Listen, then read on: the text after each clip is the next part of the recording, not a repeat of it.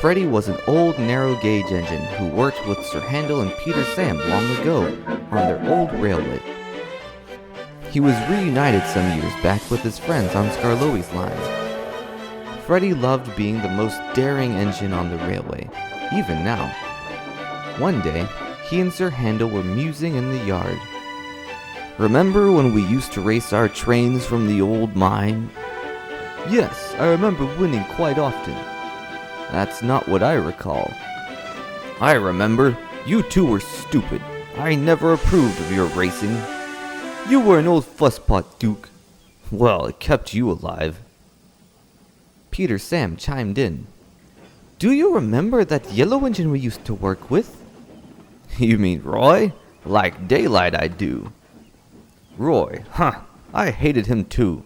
Who would be painted such an outrageous color?" "You had a race against him once, didn't you? Do tell." "Yes, we're very interested." "Well, all right then." And this is the story that Freddie told.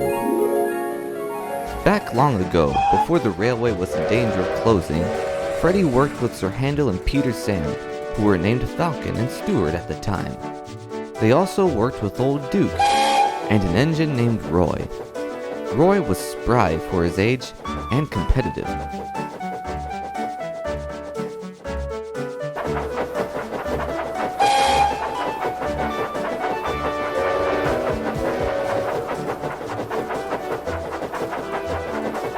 "Beat you again, Freddie. You should really pick it up before you get scrapped." "No fear. I'm the fastest engine in the hills." "You make a bold claim. We shall have to settle this." The next day, the manager arrived. "There's a large rock order. You two will collect the slate together. Take the trains down to the yard and be efficient." "This'll be fun." "Indeed." Freddie and Roy were each determined to be quicker than the other. Speed was efficiency after all. They had collected their trains of stone. "All right, Roy. First engine down the mountain wins. Hope you can handle the steep slopes." "No fear. I've chuffered down these hills longer than you." "Well then, let's go."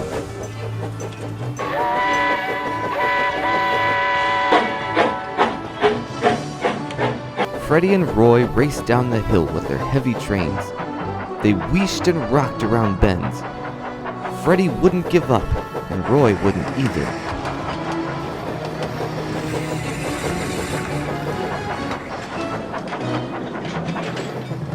"Buffer to buffer. I'll soon put an end to this." "Oh, will you?" Then there was trouble. Roy hit a sharp bend. The train was too strong. Roy tumbled down the side of the mountain. "Flatten my funnel!" Freddie raced into the goods yard. "We need a search party. Roy has tumbled off the rails." The manager assembled a team, and Freddie puffed up the hill to the place where Roy's train had derailed.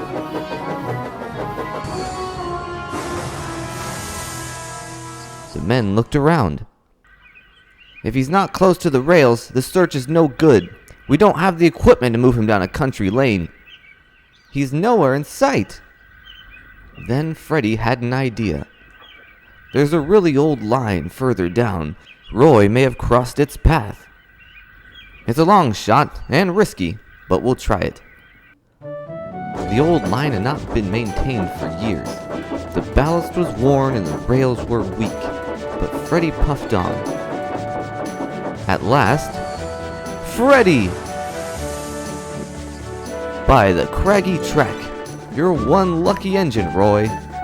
"I know. I'm so glad you found me." Freddie and the men worked hard.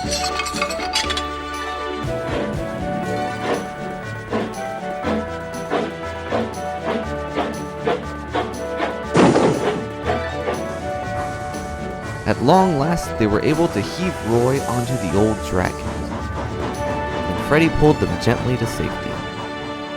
At the yard, Freddie spoke. "Well, Roy, I think at least you may have made it down the mountain faster than I did." "Ha! I suppose. But coming after me was brave. You really are fearless, Freddie. And after that, everyone started calling me Fearless Freddie. Some thought Fearless was my actual name. How did I never hear about this? You were probably too busy with Sir Handel and me. Most likely so, impudent scalawags. What happened to Roy? Oh, he worked for a few more years, but he was sold along with the rest of us. I don't know where he got off to. Well, that's a nice story, but it's nothing compared to getting lost for years and having your shed overgrown. No, Duke, you old salt. All right, everyone back to work.